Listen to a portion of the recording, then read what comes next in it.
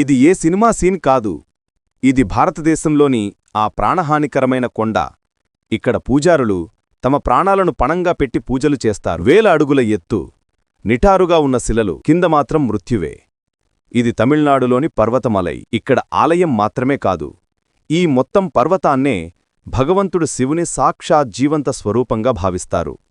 కథనం ప్రకారం హనుమంతుడు సంజీవనీ పర్వతాన్ని మోసుకెళ్తున్నప్పుడు దాని ఒక భాగం ఇక్కడ పడిపోయిందట. అందుకే ఈ ప్రాంతంలో ఇప్పటికీ అద్భుతమైన ఔషధమూలికలు లభిస్తాయని నమ్మకం. కాని ఆగండి, అసలు రహస్యం ఈ కొండ లోపలే దాగి ఉంది. ఇది సాధారణ పర్వతం కాదు, ఇది అమరయోగుల నివాసం. ఇందులోని రహస్య గుహల్లో ఇప్పటికీ సిద్ధపురుషులు, అమరయోగులు తపస్సు చేస్తారని విశ్వాసం. చాలామంది ఇక్కడ రాత్రివేళల్లో రహస్య కాంతులు, విచిత్ర శబ్దాలు విన్నామని చెబుతారు.